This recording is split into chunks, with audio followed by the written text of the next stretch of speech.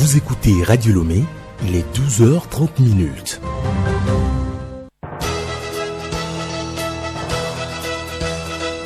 Le journal Milek Agbokou. Bonjour mesdames et messieurs, bienvenue au journal. Le sommaire, chaque 20 décembre est célébrée la journée internationale de la solidarité humaine. En cette période des festivités, les Togolais se prononcent sur cette solidarité légendaire qui tend à disparaître dans notre société. Vous les écouterez dans ce journal. Du brouillard ce matin à Lomé et ses environs. Quelle conduite pour éviter les accidents de circulation? La réponse d'un moniteur dans cette édition. Il sera d'ailleurs l'invité du journal. Tunisie, après l'abstention record législative, Kais Saïed sort de son silence. L'opposition appelle à sa démission après le taux d'abstention à près de 90%.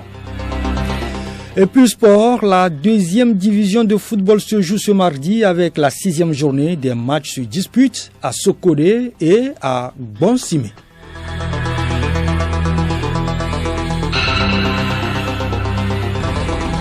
Radiolomé.tg. 7e session plénière en cours en ce moment à l'Assemblée nationale. 11 ordonnances ont été prises avec l'accord de la représentation nationale pour faire face à la crise sanitaire pour une période de 6 mois et prorogée à 3 reprises. La dernière est arrivée à terme le 15 septembre 2022. Il importe donc pour le gouvernement, conformément aux dispositions de la Constitution, de soumettre à la ratification de l'Assemblée nationale les ordonnances prises dans le cadre de la loi d'habilitation. Ces 11 ordonnances constituant chacune un projet de loi comportent 2 articles chacune. L'autorité de régulation de la commande publique, ARCOP, vulgarise de ces tests.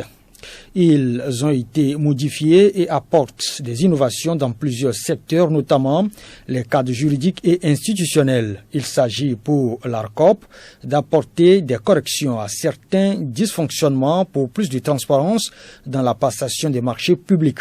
Le nouveau document a été présenté aux partenaires et opérateurs économiques ce matin à Lomé. Chaque année, je vous le disais en titre, le 20 décembre a lieu la Journée internationale de la solidarité humaine.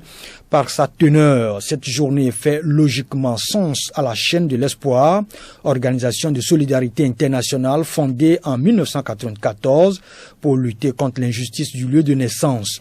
Cette journée vise à promouvoir l'importance du partage et de la culture de la solidarité pour lutter contre la pauvreté. Au Togo, Radio Lomé a tendu son micro ce matin aux usagers qui se prononcent sur la solidarité légendaire, mais qui tend à disparaître dans notre société. Ils sont au micro de Florent Abi. Je dirais que ce n'est juste pas en période de fête. La solidarité en Afrique, ça existe surtout au Togo. Sauf que le coût de la vie est tellement cher que les gens n'arrivent plus à inviter les amis, la famille à rester ensemble. Bon, ceux qui ont les moyens, ils arrivent encore à le faire. La majorité n'arrive plus à le faire. Dans l'ancien temps, oui, ça existait cette solidarité au moment des fêtes. Il y a des familles qui quittaient leur domicile pour aller dans un autre domicile aussi pour qu'ils puissent fêter ensemble. Mais malheureusement, avec l'influence de l'Europe et tout ça a changé, nous commençons donc à nous accommoder à cette influence européenne. Et voilà la séparation qui naît en ce moment-là. Depuis un moment, nous avions constaté qu'au niveau de l'Afrique, nous avons perdu en fait cette solidarité. Je me souviens à une époque, dans nos villages, quand il y avait la fête par exemple, tout le village, ils avaient une seule marmite. C'est là où les gens se réunissaient pour manger. Mais maintenant, on est devenu méfiant parce qu'on a acquis des habitudes malhonnêtes où chacun de nous essaie de mettre un peu les bâtons sur les roues de l'autre. La méfiance a fait que les gens n'aiment plus inviter les gens de peur d'avoir des problèmes. Donc, cette solidarité n'est pas totale actuellement. La Fédération togolaise des associations des personnes handicapées, FETAF, a organisé ce matin à Lomé une conférence débat. Il est axé sur la participation politique et citoyenne des personnes en situation de handicap. L'objectif est de promouvoir l'inclusion sociale, l'éducation inclusive. À travers cette conférence débat, la fédération veut garantir aux personnes en situation de handicap, dans toute leur diversité, une participation accrue à la vie sociale, l'accès aux services de soins, l'autonomie financière et l'implication dans les prises de décision qui affectent leur quotidien. Cette initiative est appuyée par une ONG dont Rose Cedro est chargée des programmes au Bénin et au Togo. Nous avons pris l'initiative de travailler avec la fédération des associations des personnes handicapées au Togo, d'organiser cette conférence débat pour sensibiliser encore plus les parties prenantes, surtout le gouvernement et les partenaires. Les personnes handicapées doivent surmonter leur handicap et prouver la capacité en eux. Quand vous voyez une personne en situation d'handicap, il ne faut pas regarder l'handicap, mais la valeur des capacités que cette personne a. Le président du conseil d'administration de la FETAF, Akakpo Numado Enyunam, donne les raisons de la tenue de cette conférence. Nous voudrions attirer l'attention des autorités sur la nécessité que les personnes handicapées aient des conditions pour participer à la vie sociale, politique de notre pays au même titre que les personnes non handicapées. Il y a assez de pesanteurs qui font que malgré la volonté manifeste des personnes handicapées de prendre part à la vie politique, à la vie citoyenne de notre pays, eh bien, elles n'y arrivent pas toujours. Allons sur la route, camionneurs, gros porteurs, transporteurs routiers. Connaissez-vous une personne de sexe féminin qui conduit des camions? Eh bien, nous vous proposons de découvrir Dorothée Nazif. Elle est dans ce secteur depuis 48 ans. Son portrait avec Juliette Kamdé. C'est dans cet environnement que baigne Dorothée Nazif. Métisse, de petite forme, elle semble porter le métier de transporteur dans le sang. Mon papa est libanais et ma maman est togolaise. Et chez les Libanais, où ils sont transporteurs, où ils sont commerçants. Et chez nous, on est transporteurs. De père en fils, fils à petit-fils et tout. Et c'est comme ça que je suis dans le transport depuis 48 ans. J'avais conduit moi-même mes premiers camions. Et j'aime ça. J'aime conduire. Moi, ma passion, c'est conduire. Du haut de ses 81 ans, Dorothée ne se met plus au volant des camions.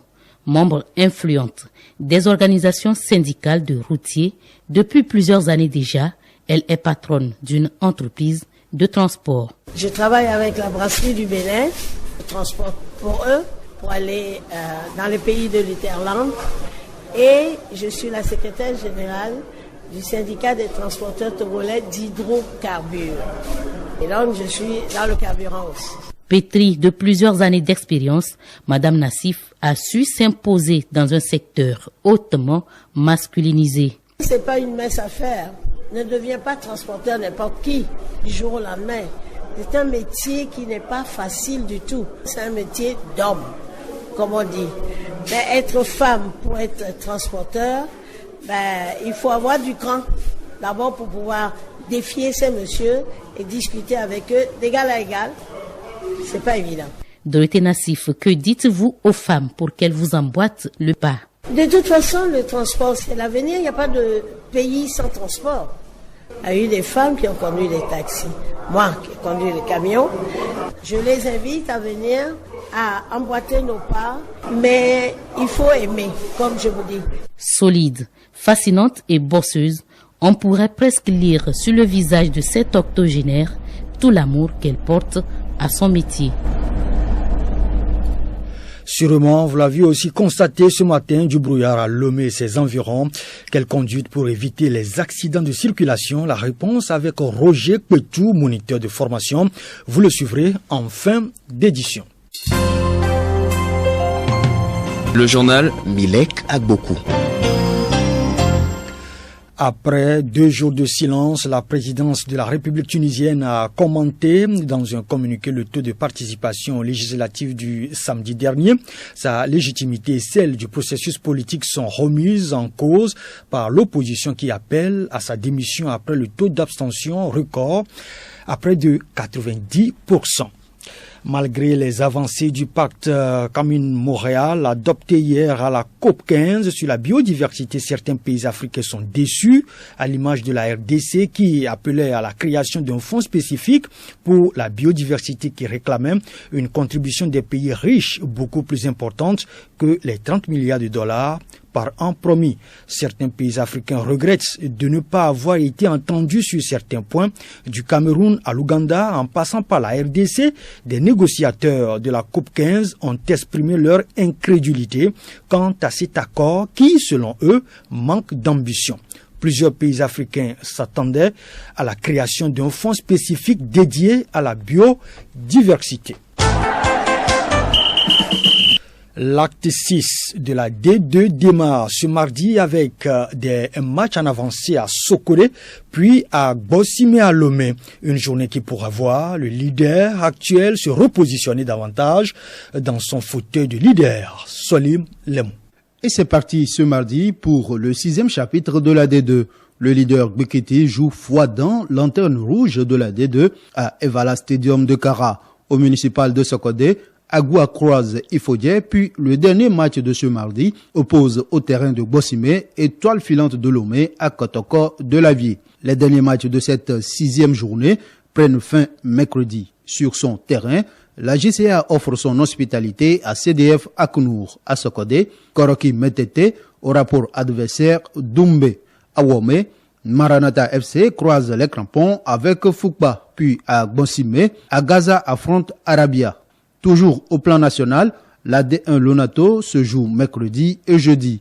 Pour cette 8e journée, demain à Kara, Sarah croise Kakadal FC. Ange de Notier ASK de Kara, le duel aura lieu au terrain de Bossime, puis au municipal de Lomé, AS Togoport croise Unisport. Jeudi à Aneho, Bolesou offre son hospitalité à Espoir de Zio. Semassi à domicile joue Tambo. À Kara, Asco, qui sort de 2 nuls consécutifs, aura à cœur de se relancer face à Gomido de Kpalimé. Le terrain de la JCA offrira son cadre pour la confrontation AS OTR AS Bina. Puis, au municipal de Lomé, Entente de Lomé au rapport adversaire Dito Football Club. Et puis football féminin international, la 9e journée de la régionale 1 en France a été disputée. Tarascom FC a battu Rosette 5-0 avec des réalisations des Togolaises Nathalie Badaté et Sama Koudjoukalo. Merci Solim Lemou. Du brouillard ce matin à Lomé ses environs. Quelle conduite pour éviter les accidents de circulation?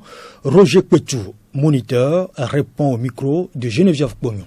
Bonjour, monsieur Roger Péchou, vous êtes moniteur. Bonjour, madame. Comment conduire en période de brouillard? Alors, le véhicule a au moins 9 paires de feux.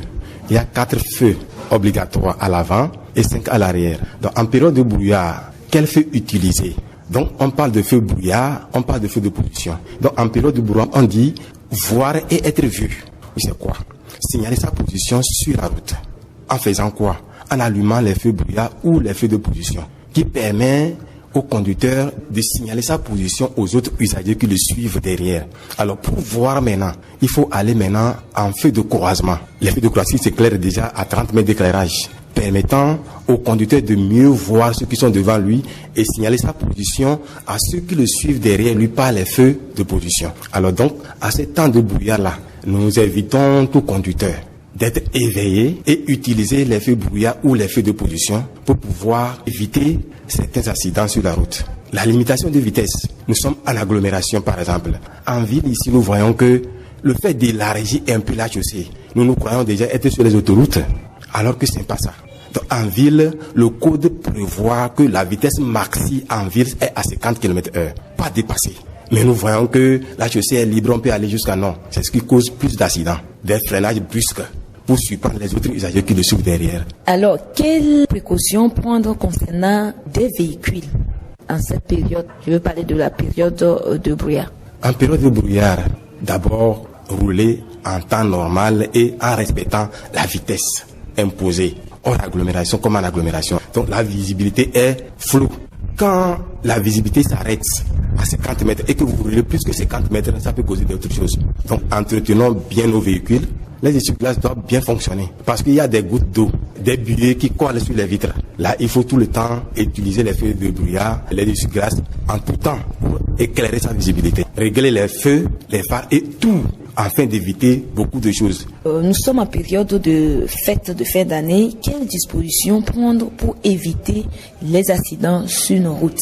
Je vous remercie. Donc, en période de fête, c'est un moment s'il y a trop de mouvements. Les enfants sont en congé. D'abord, les véhicules, on veut aller au grand marché, on veut faire tout ça là. Nous invitons tout le monde. On nous a dit qu'il y a alcotest et tout ça là pour éviter trop d'alcool. Mais que faire? Nous invitons tout le monde à prendre soin de sa vie. Ça, c'est très important. Et celle des autres. Trop d'alcool cause beaucoup de choses. La vitesse excessive sur une route. Respectons la signalisation sur la route. Les feux. On dit, oh, la chaussée est libre. Je suis au feu rouge, je peux passer. Les piétons qui traversent, c'est le moment où le piéton aussi a la priorité de traverser librement. On klaxonne pour obliger le piéton à courir, à traverser rapidement. Ça cause beaucoup de choses. Nous invitons tout le monde. Dieu fait sa part. C'est à nous maintenant d'être conscients. Merci, monsieur le moniteur. Merci, madame.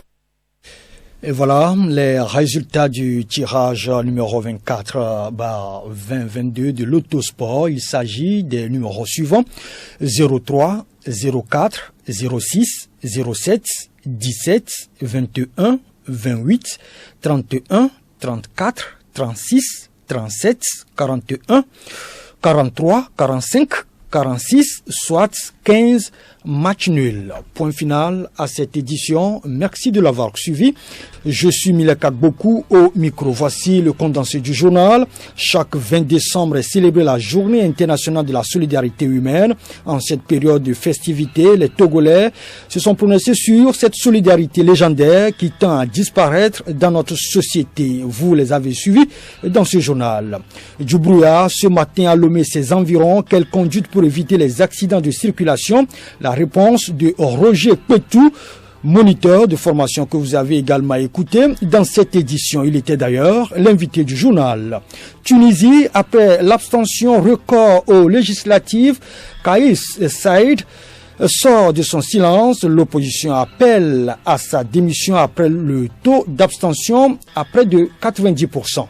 Et puis sport, la deuxième division de football se joue ce mardi avec la 6e journée. Des matchs se disputent à Sokodé et à Gbosimé. Retenez que si les femmes baissaient les bras, le monde s'écroulerait.